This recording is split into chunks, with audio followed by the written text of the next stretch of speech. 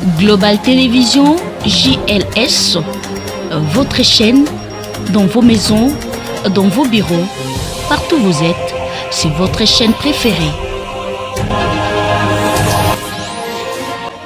Dans une interview accordée par l'artisan de la paix, le père et guide spirituel du Temple des prophètes noirs en Afrique unie, Kitobo Kayumba, à la rédaction du Global JLS Télévision.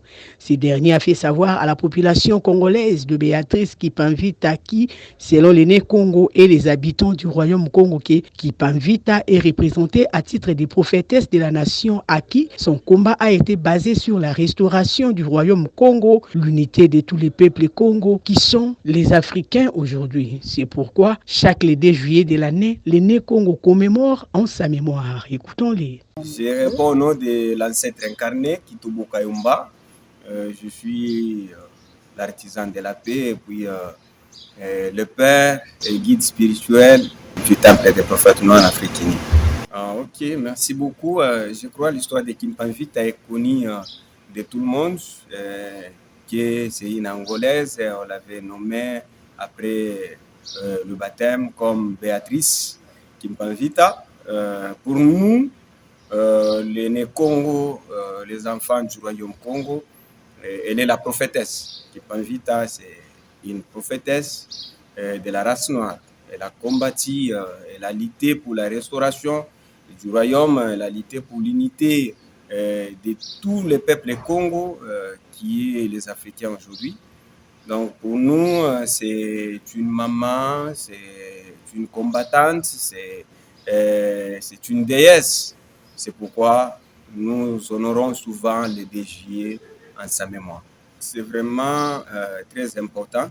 Nous sommes entrés dedans pour faire le tout que la génération future connaisse au moins Kipanvita.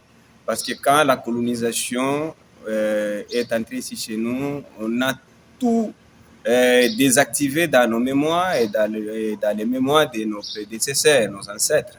Donc pour l'instant, nous sommes en train d'écrire. C'est pourquoi nous utilisons aussi le média pour passer cette communication, pour passer ces beaux messages de Maman Kipanvita, pour que tout le monde est au moins au courant, soit aussi informé de Maman Kipanvita. C'était, premièrement, je peux dire que c'est de notre faute, parce que l'Africain n'écrit pas et l'Africain ne lit pas, et l'Africain ne fuit pas dans le passé. L'Africain est là, il se concentre pour la nourriture, il se concentre pour ce qui est de l'autre côté du monde. Donc, c'est pourquoi le christianisme, aujourd'hui, l'islamisme règne jusqu'à présent. C'est parce que l'homme noir voit que ce qui vient de l'autre côté, ce qui vient de M. Mundele, c'est de Dieu. Et ce qui vient de nous, les Congo, ce qui vient de nous, les Africains, c'est du diable. C'est pourquoi Maman Kipanvita n'est pas connue devant sa descendance, voulais-je dire. C'est-à-dire que nous sommes là en train d'écrire, nous sommes là en train de prêcher Kipanvita, nous sommes là en train de faire tout pour au moins honorer cette déesse, cette prophétesse qui est notre maman. Je vais dire à la population, à la nation congolaise, de se réveiller dans un profond sommeil. Parce que comme nous sommes trop christianisés aussi, nous sommes trop musulmanisés, c'est pourquoi on nous réduit à zéro. Parce que nous comptons sur un Dieu invisible, nous comptons sur un livre et nous laissons tout dans les mains de ces fameux dieux. Mais les autres, ils sont là en train de combattre. L'insécurité est créée par les Congolais. C'est-à-dire l'ennemi du Congo, c'est le Congolais lui-même. Et nous sommes faibles, hein, on nous agresse, on nous attaque, et nous, on s'agenouille en train de prier. Nous devons nous réveiller, et nous devons nous éveiller ensemble, et nous révolter contre ça. En nous révoltant, il faut s'unir, ça demande l'amour. Nous devons aimer notre terre, nous devons aimer notre patrie, nous devons aimer notre Afrique qui est notre maman. Si nous aimons le Congo, c'est-à-dire nous allons combattre ensemble l'insécurité.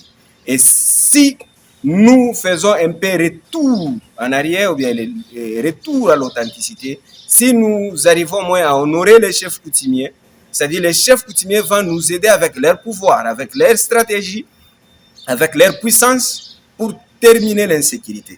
Et surtout, nous devons retourner dans les tribunaux coutumiers. Si la loi coutumière fonctionne, c'est-à-dire l'insécurité n'aura plus sa place ici chez nous au Congo, aussi en Afrique en général.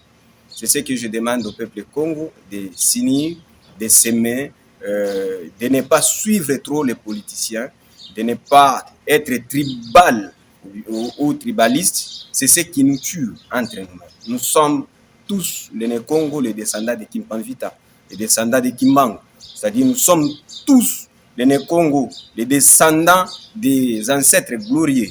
Nos ancêtres n'acceptent pas facilement de les réduire à zéro. Mais nous, les fils d'aujourd'hui, parce que nous sommes tellement aliénés, on nous a pris en otage par des personnes politiques, on nous a pris en otage par les Mundele, on nous a pris en otage parce qu'on nous manipule grâce à 100 francs, 500 francs, tu tues ton frère. Donc, aimons-nous et aimons notre terre.